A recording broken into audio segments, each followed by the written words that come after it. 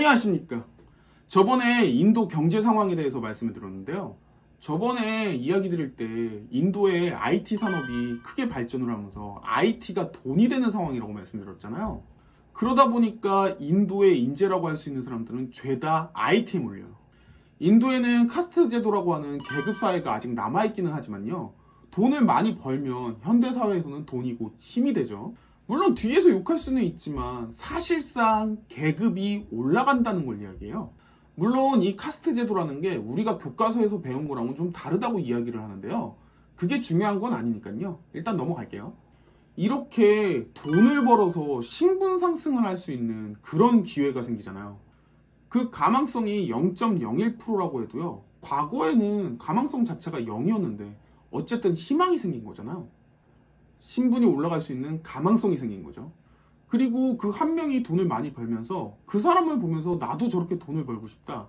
이런 생각을 하는 사람들도 생겨났었고요. 작은 마을에서 한 명만 성공을 해도 그 영향력은 엄청났을 거예요. 나도 하고 싶다는 꿈을 꿀 수 있었겠죠.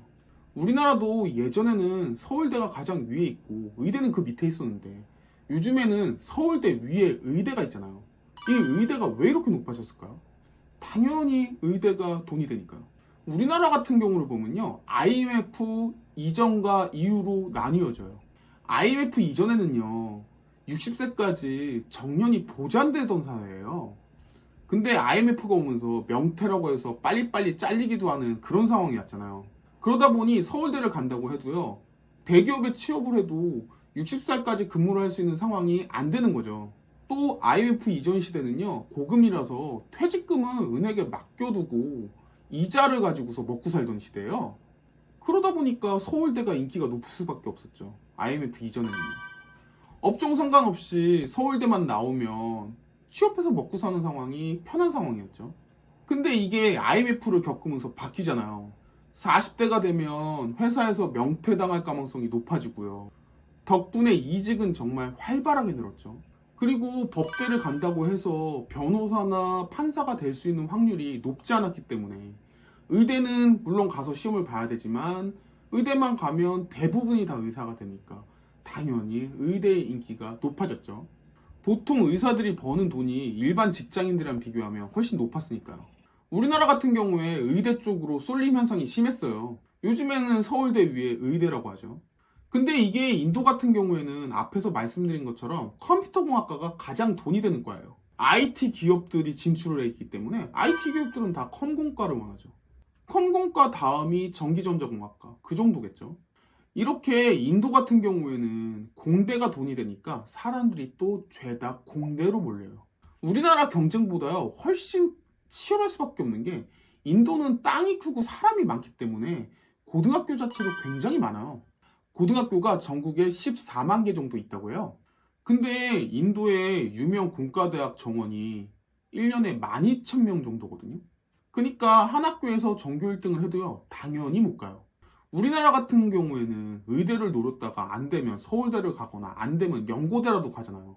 근데 인도 같은 경우에는요, 인도 공과대를 노리다가 떨어지면요, 다른 데랑의 격차가 너무 커요. 어차피 가봐야 취직도 안 되는데 가기가 좀 애매한 거죠. 그러니까 우리나라 의대랑 다른 학과의 갭 차이보다 인도 같은 경우에 공과대랑 다른 과의 갭 차이가 훨씬 더 커요. IT 쪽만 발전을 하다 보니까 구글이나 마이크로소프트, 우리나라 삼성전자 같은 것도 들어가 있거든요. 구글이나 마이크로소프트 같은 데 취업을 하면 1년에 받는 연봉이 초봉으로 한 2억 2천 정도, 이 정도라고 하는데요. 일반 인도인이 1년에 버는 돈이 2, 300만 원 수준이거든요. 한 100배 차이 나잖아요. 또 IT가 아니면 직장 자체가 없을 수도 있고요. 전에 말씀을 드렸지만 인도 같은 경우에는 제조업이 발전을 하지 못했기 때문에 제조업 일자리 자체가 별로 없어요. 그래서 공부를 해서 성공을 하면 정말 집안을 일으킬 수 있는 상황인데 문제는 실패를 하는 사람들이 훨씬 더 많고요. 실패를 했을 때는요, 나오는 결과치가 매우 없죠. 그러다 보니까 사실 대부분이 다 실패를 하는데요. 그래서 인도에 코타라는 도시가 있는데요. 이 코타라는 도시 자체가 그냥 학원가예요. 우리나라로 따지면 대치동 이런 건데 사실 지금 대치동이라기보다는 옛날 노량진 같은 느낌이에요.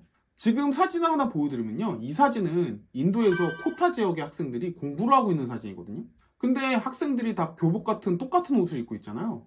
근데 저게 학교에서 주는 교복이 아니에요. 학원에서 주는 교복이에요. 보면서 좀 신기했던 게요. 인도는 학원도 교복이 있어요.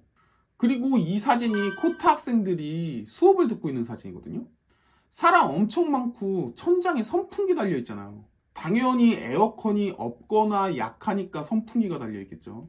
문을 다 열어놓은 거 보면 선풍기가 있는 거 보니까 에어컨은 없겠네요. 이거 진짜 7, 80년대 노량진의 모습이 아닌가 생각이 되는데요. 그리고 인도의 수능 시험이라고 할 수 있는 시험은 시험 과목이 딱 3개밖에 없어요. 수학, 물리, 화학이요. 그러다 보니까 경쟁도 심하고 과목도 적으니까 문제 난이도 미쳤어요. 수학 같은 경우에 40문제가 나오는데 이 40문제 중에 20문제가 우리나라 킬러 수준의 문제보다 더 어려운 문제가 나오고요.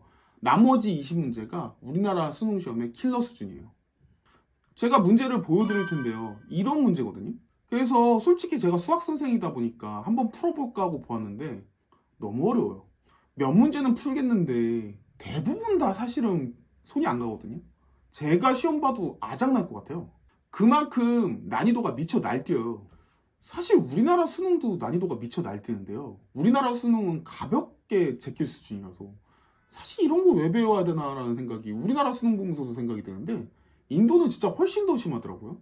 또 문제 풀다가 틀리면 감점이 있어요. 그래서 모르면 그냥 안 푸는 게 나아요. 물론 저런 시험 같은 거 굉장히 기계적으로 공부를 해야 되거든요. 미친 듯이 풀다 보면 어느 정도 풀리기는 할 텐데요. 정말 사람들이 다 공대만 가려고 하니까 저런 상황이 생기는 거죠. 정말 사람들이 다 공대만 가려고 하고 시험 과목도 딱 3과목만 보니까 저렇게 시험 난이도가 미쳐 날뛰는 거죠. 우리나라 옛날 학력고사도 저 수준은 아니었던 것 같거든요. 우리나라 입시는 인도에 비하면 매우 편한 거구나 싶었어요. 그도 그럴 만한 게 코타 같은 경우에 자살률이 꽤 돼요.